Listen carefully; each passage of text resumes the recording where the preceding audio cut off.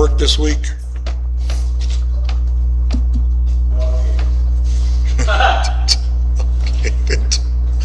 Oh dear. Well, we're going to start off, we're going to get to what we want to see there in John 11. I'm going to start off with something a little different, though. If you've noticed, well, you probably don't, because we don't make the outline for you guys. It's entitled Anatomy of a Duel. And that doesn't sound very biblical, but we'll get there. Don't worry about that. The success of the Broadway musical Hamilton, I didn't go see it. I don't care to go see it, but it was advertised on TV constantly. The success of that Broadway musical seems like it brought dueling back into the picture, and into the consciousness of many Americans. The show depicts numerous duels, including the famous one in which Vice President Aaron Burr shot and killed Alexander Hamilton. Although duels may seem brutal and outdated to modern people, they still remain riveting because they're often not just about two rivals fighting mano a mano. There's usually more drama behind the duel, a long history of conflict that's brought two people into a final cataclysmic confrontation. That was certainly true between Hamilton and Burr, which the musical depicts, I'm told. But the best duels also have another quality: surprise. Consider Andrew Jackson, the 7th president of the United States. Jackson was a hothead and no stranger to duels. But on January 30th, 1835, he found himself in an unexpected and unfair showdown. As he was walking through the Capitol building in Washington, the president was confronted by 35-year-old Richard Lawrence. Lawrence pulled a gun on the president, who was unarmed. Lawrence broke every rule of a 19th century duel. Pulling a gun on an unarmed 67-year-old man is the definition of dishonorable. Witnesses say that Jackson didn't flinch. Instead, he stood up straight. Lawrence pulled the trigger, but the gun misfired. So he pulled out a second gun and fired again at Jackson. It also misfired. Jackson, who's now furious at this point, he began pounding Lawrence with his walking stick, which I assume is his cane. And he strode out of the Capitol toward the White House. It was a duel between a young man with two guns and an old man with a walking stick, and the underdog won. So the most compelling duels are more than a showdown between two individuals. They are the climax of a longer rivalry carrying all of the weight of a larger drama. And the best duels end with an unexpected twist, a surprise that puts the underdog on top. These kinds of duels are precisely what we find repeatedly in the Bible. There are probably a dozen examples at least, but three of the most famous ones are Moses versus the Egyptian magicians, Exodus 7 and 8, David versus Goliath, 1 Samuel 17, and Elijah versus the prophets of Baal in 1 Kings 18. In each case, the duel represents a far larger conflict between Yahweh and a lesser deity, a lesser idol. And each time the seemingly weaker person triumphs through the presence and the power of God. As we will look at the story of Jesus raising Lazarus in John 11, it helps to have those Old Testament duels in our mind. Although Jesus does not arrive in Bethany to fight a literal battle the way David literally went out to fight Goliath, and he isn't outnumbered by opponents like Moses or Elijah, the story still has all of the qualities of a compelling biblical duel. When you take a look at that picture there and you consider it, the first thing you're going to note is Jesus appears to be outmatched. He's a teacher and a prophet who's worked wonders, but no one believes he can overcome an enemy as powerful as death. Mary and Martha both think Jesus has arrived too late. Lazarus is already gone. Death has already won the battle in their minds. Even Jesus' own disciples believed it was a fool's errand for them to go. And second, like those earlier duels, the story in John 11 is about more than merely Jesus rescuing Lazarus from the grasp of the grave. There were far larger issues, even cosmic rivalries at work here. The duel between Moses and the Pharaoh's magicians was really a battle between the God of Israel and the gods of Egypt. Elijah wasn't fighting false prophets. Yahweh was humiliating Baal. And even David understood when he confronted Goliath that it was the Lord's fight to win against his enemies. We read that in 1 Samuel chapter 17, verses 41 through 47. Then the Philistine came on and approached David with the shield bearer in front of him. When the Philistine looked and saw David, he disdained him, for he was but a youth and ruddy with a handsome appearance. And the Philistine said to David, "Am I a dog that you come to me with sticks?" And the Philistine cursed David by his gods. The Philistine also said to David, "Come to me, and I will give your flesh to the birds of the sky and the beasts of the field." And then David said to the Philistine, "You come to me with a sword, a spear, and a javelin, but I come to you in the name of the Lord of hosts, the God of the armies of Israel, whom you have taunted. This day the Lord will deliver you up into my hands, and I will strike you down and remove your head from you. And I will give the dead bodies of the army of the Philistines this day to the birds of the sky and the wild beasts of the earth, that all the earth may know that there is a God in Israel, and that all this assembly may know that the Lord does not deliver by sword or by spear, for the battle is the Lord's, and he will give you into our hands." And then it happened, when the Philistine rose and came and drew near to meet David, that David ran quickly toward the battle line to meet the Philistine. And David put his hand into his bag and took from it a stone and slung it and struck the Philistine in his forehead. And the stone sank into his forehead so that he fell on his face to the ground. And thus David prevailed over the Philistine with a sling and a stone, and he struck the Philistine and killed him. But there was no sword in David's hand. David ran and stood over the Philistine and took his sword and drew it out of its sheath and killed him and cut off his head with it. And when the Philistines saw that their champion was dead, they fled. They hightailed it out of there with the Israeli troops on their tail. Likewise, here in John 11, through Jesus, the living God was going toe-to-toe with the enemy who has enslaved his creation since Eden. Jesus was there that day to battle death itself. I'm old enough, and I assume since I'm old enough, you are too, not to make fun of anybody's age. I'm old enough to remember when the Olympics were more than just an international sports competition.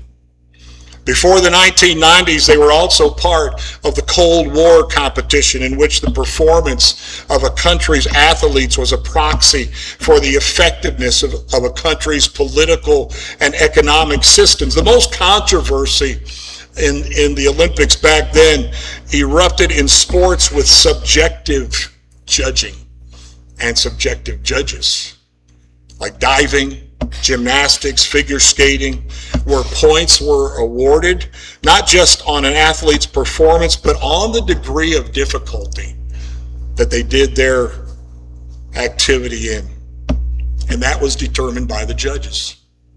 With so many variables, accusations of bias were really commonplace. The only way to avoid it was to attempt something so outrageous, so off the scale difficult, that no one could reasonably object regardless of their politics. The messiness of Cold War Olympic competitions helps us understand one of the more curious details about the story of Lazarus. At the beginning of the story, Jesus learns that his friend Lazarus is gravely sick, but rather than going immediately to heal him, Jesus delays his journey to Judea. Both Mary and Martha, Lazarus' sisters, lamented. I don't know what tone of voice they use, but it sounds like they're giving Jesus a hard time to me. Lord, if you had been here, my brother would not have died. That sounds like an accusation, doesn't it? In the story, it's clear that Jesus knew his late arrival would result in his friend's death. He delayed response, and he did it intentionally. But why would he do that? I'm sure if you studied through this week, you asked yourself the same question. Why didn't he go as soon as he heard? The answer is found once we recognize the story is different than any other miracle accounts in the Gospels. Unlike the 6 previous miracles recorded in John, this one follows the pattern of divine duels as seen in the Old Testament. In the Hebrew Scriptures, we find Yahweh displaying his superiority over other gods by defeating them in contests of power. But in these duels, Yahweh often faces a higher degree of difficulty. For example, in Exodus, Yahweh battles with the gods of Egypt. Moses and Aaron appeared before Pharaoh and the priests of Egypt. Aaron threw his staff on the ground and it became a snake. Then the priests of Egypt did the exact same thing. Their staffs, by the power of their gods, also became snakes. It's a classic example of an unfair duel. One against many. But we read that Aaron's staff killed and ate the other snakes, the other ones that had been thrown down by the Egyptian priests. On the surface of things, it simply looks like the underdog won. But the real message was that the God of Moses and Aaron was far more powerful than the gods of Egypt. The most famous duel, I think, in the Old Testament is in 1 Kings chapter 18, verses 22 through 39. And Elijah came near to all the people and said, "How long will you hesitate between 2 opinions?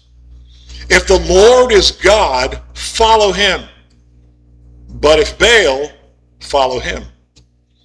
But the people did not answer him a word. And then Elijah said to the people, "I alone am left, a prophet of the Lord, but Baal's prophets are 450 men. Now let them give us 2 oxen. Let them choose 1 ox for themselves and cut it up and place it on the wood, but put no fire under it. And I will prepare the other ox and lay it on the wood, and I will not put a fire under it. And then you call on the name of your God, and I will call on the name of the Lord, and the God who answers by fire, he is God." And all the people answered and said, "That's a good idea." So Elijah said to the prophets of Baal, "Choose 1 ox for yourselves, prepare it first, for you are many, and call on the name of your God, but put no fire under it." Then they took the ox which was given them, and they prepared it and called on the name of Baal from morning until noon, saying, O Baal, answer us. But there was no voice, and no one answered. And they leaped about the altar which they made. And it came about at noon that Elijah mocked them and said, Call out with a loud voice, for he is a god. Either he's occupied or gone aside, or he's on a journey, or perhaps he's asleep and needs to be awakened. As I read that verse in preparation for today, I don't remember if I read it in a book or if one of my professors at college mentioned that what Elijah's basically saying with one of those is, hey, maybe your God had to go to the bathroom and he's not available right now. Literal trash talk in the midst of this. And so they cried with a loud voice and cut themselves according to their custom with swords and lances until the blood gushed out on them. And it came about when midday was past that they raved until the time of the offering of the evening sacrifice. But there was no voice. No one answered. No one paid attention. And then Elijah said to all the people, Come near to me. So all the people came near to him, and he repaired the altar of the Lord, which had been torn down. And Elijah took 12 stones according to the number of the tribes of the sons of Jacob, to whom the word of the Lord had come, saying, Israel shall be your name. And so with the stones he built an altar in the name of the Lord, and he made a trench around the altar large enough to hold 2 measures of seed. Then he arranged the wood and cut the ox in pieces and laid it on the wood. And he said, Fill 4 pitchers with water and pour it on the burnt offering and on the wood. And he said, Do it a second time. And they did it a second time. And he said, Do it a third time. And they did it a third time. And the water flowed around the altar. And he also filled the trench with water. And then it came about at the time of the offering of the evening sacrifice that Elijah the prophet came near and said, O Lord, the God of Abraham, Isaac, and Israel, today let it be known that thou art God in Israel, and that I am thy servant, and that I have done all these things at thy word. Answer me, O Lord, answer me, that this people may know that thou, O Lord, art God, and that thou hast returned their heart back again. And then the fire of the Lord fell and consumed the burnt offering and the wood and the stones and the dust and licked up the water that was in the trench.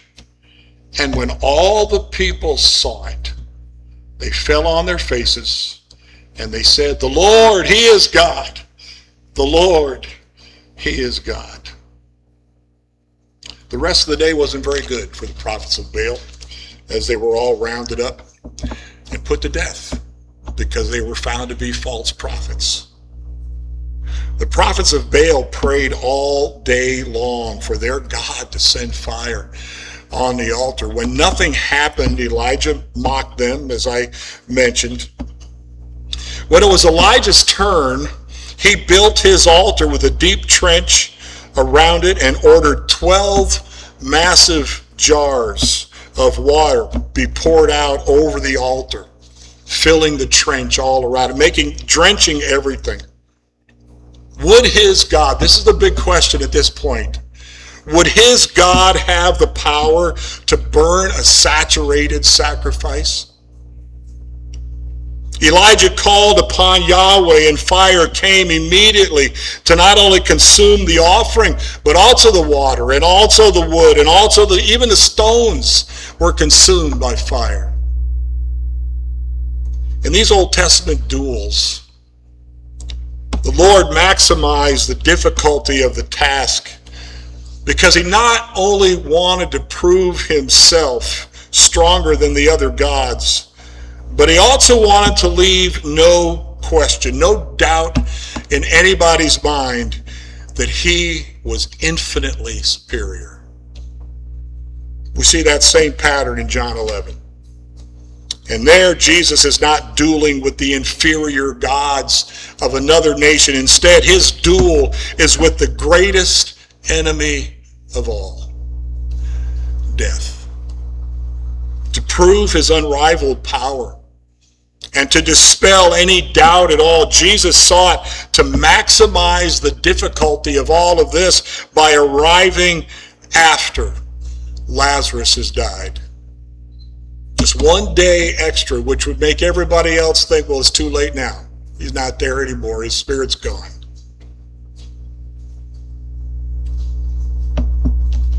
He wants to prove his power. He wants to dispel any doubt at all that people might have there that day. Jesus sought to maximize the difficulty by doing that, by arriving late for all of that. He gave his enemy every advantage, and he still vanquished him. Just 3 words. Lazarus, come forth. Lazarus, come forth. One of the most persuasive arguments against the existence of God, and there's been a lot of those over the years, it's nothing new. One of the most persuasive arguments against the existence of God goes by a number of different names.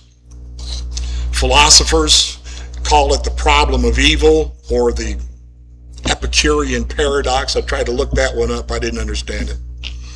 Some theologians call it theodicy. It's a theological and philosophical attempt to defend God's goodness. Basically, it says that the existence of an all-powerful and all-loving God is incompatible with a world in which there is so much suffering and evil. And just mere human thought, that doesn't surprise us. The existence of evil means one of 3 things must be true to these different belief systems. Number 1, God wants to end suffering, but cannot because he's not all-powerful. Don't believe that one. 2, he could end suffering, but chooses not to, and therefore God is not all-loving. Don't buy into that one either. Or 3, God does not exist. Don't buy into that one either. It's really, as you go through the scriptures, you can see why some people believe those things. It's kind of a sticky argument and one that the Bible addresses, but it's in a roundabout way, never directly, and that frustrates a lot of people. For example, both Martha and Mary confront Jesus with a version of this problem when he arrived in Bethany after Lazarus had died, and saying to him, as we're already mentioned, Lord, if you'd been here, my brother would not have died. I'm going to pick that up in John 11, beginning with verse 14. Jesus therefore said to them plainly, Lazarus is dead. This is to his disciples right now.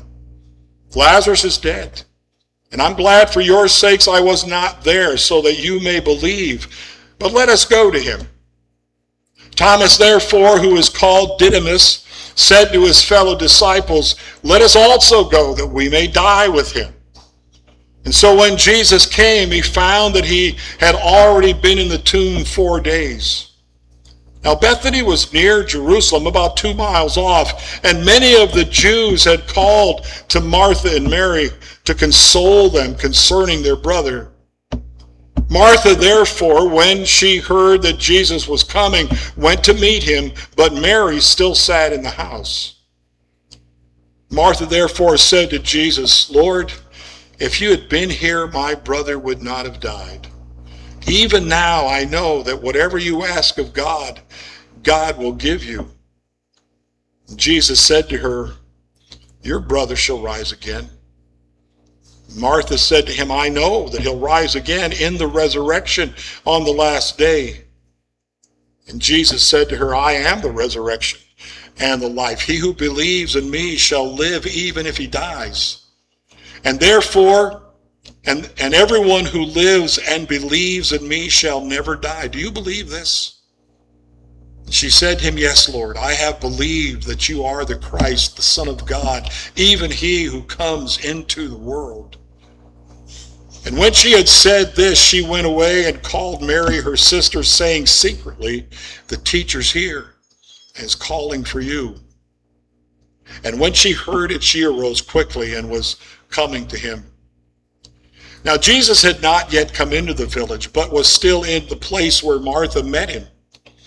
The Jews then who were with her in the house and consoling her, when they saw that Mary rose up quickly and went out, followed her, supposing that she was going to the tomb to weep there. Therefore, when Mary came where Jesus was, she saw him and fell at his feet, saying to him, "Lord, if you'd been here, my brother would not have died." When Jesus therefore saw her weeping, and the Jews who came with her also weeping, he was deeply moved in spirit and was troubled, and said, "Where have you laid him?" And they said to him, "Lord, come and see." Jesus wept.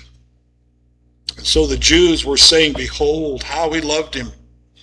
But some of them said, "Could not this man who opened the eyes of him who was blind have kept this man also from dying?" Jesus therefore, again being deeply moved within, came to the tomb. Now it was a cave, and a stone was lying against it. Jesus said, "Remove the stone." Martha, the sister of the deceased, said to him, "Lord, by this time there will be a stench, for he's been dead 4 days." And Jesus said to her, "Did I not say to you, if you believe, you will see the glory of God?" He puts a question back at her that's a tough one. And so they removed the stone, and Jesus raised his eyes and said, "Father, I thank thee that you have heard me. And I knew that you always hear me. But because of the people standing around, I said it, that they may believe that you did send me." And when he had said these things, he cried out with a loud voice, "Lazarus, come forth!" And he who had died came forth, bound hand and foot with wrappings, and his face was wrapped around him with a cloth. And Jesus said to him, "Unbind him and let him go." With all your power, why didn't you intervene, is the question the sisters have. Even others, even the disciples, have that question. Why didn't you intervene right away and prevent this terrible thing from happening? The sisters were expressing a prayer. I'm going to guess every person of faith has asked God in the aftermath of some awful loss. Like the philosophical problem of evil, at some point suffering will provoke everyone to question either God's goodness, God's power, or God's existence.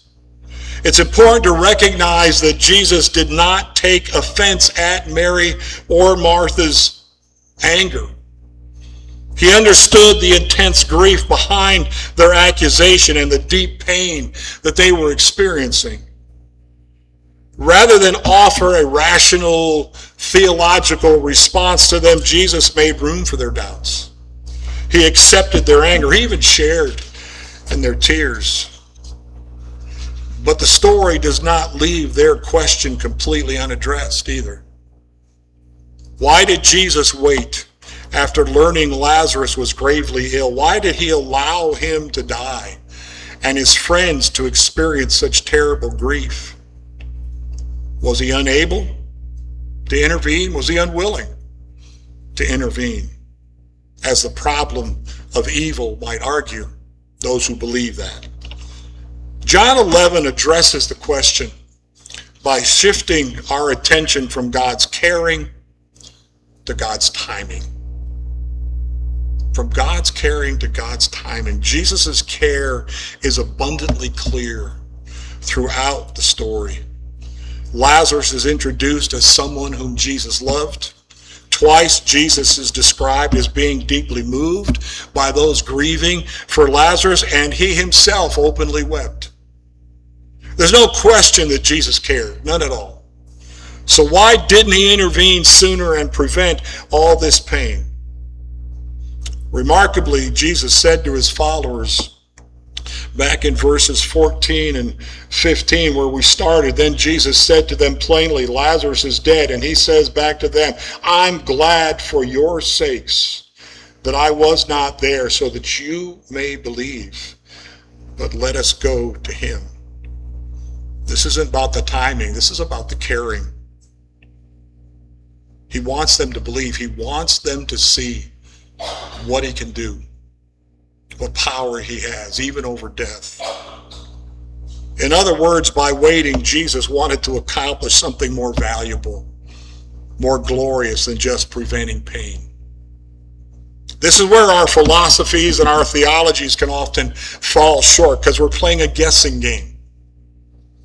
Our infinite human imagination struggle to envision anything greater than the elimination of suffering. And therefore, we assume that preventing pain is the highest good, and we hold God to this limited standard of our human definition of goodness. In the Gospels, however, our assumption is repeatedly and aggressively challenged. God sees a goodness beyond human imagination, one that is only achieved by traversing pain rather than by avoiding it. God did not achieve maximum glory by avoiding human depravity, but by taking on flesh to share in our suffering through the incarnation. Greater glory was not revealed by Christ bypassing the cross, but by accepting its shame and the immeasurable pain of the crucifixion. And more glory was not displayed by healing Lazarus' illness, but by waiting until death had taken him and defeating the power of the grave. We cannot know why God acts or does not act in any specific interest. We can't second guess God. We'll always get it wrong. We cannot see all ends or read his mind. And when his ways confuse us, when his ways confound us, as they did Martha and Mary, he does not rebuke us. He does not rebuke our doubts. He does not turn away our anguish. He understands it. Instead, he welcomes those things, and he even shares our grief. But faith then invites us to trust that a delay in God's timing is never a deficiency in God's caring. He has purposes that we cannot know in advance, but only after will we recognize the glory of his plan and what he had in mind and what his goal was in all of these things. One day, maybe we'll understand, but I don't think that day is going to come on earth. I think it's going to be in glory when we begin to understand all that was planned, all that was purposed in showing his glory, in showing his power over all the evils of hell that are in our world today, all the things that happen that are painful to watch, painful to be aware of, painful to be involved in. There will be a day when we will know these things and why he did what he did and what was accomplished by what he did. Let's pray. Lord, thank you. Thank you that you are patient with us. That even being questioned by your friends here, Mary and Martha, and even though your friend Lazarus is already in the tomb for 4 days, you have a caring, you have an understanding, you have a desire to reveal the purpose and plan of it all to Mary and Martha, to those who were there that day, to his disciples, and eventually in our reading of this text to reveal it to us as well. And we thank you for your patience. We thank you for your willingness to reveal yourself this way to those who would believe. All for the honor and glory of your name that puts you and who you are over and above Goliath, over and above the prophets of Baal, over and above the magicians of Egypt.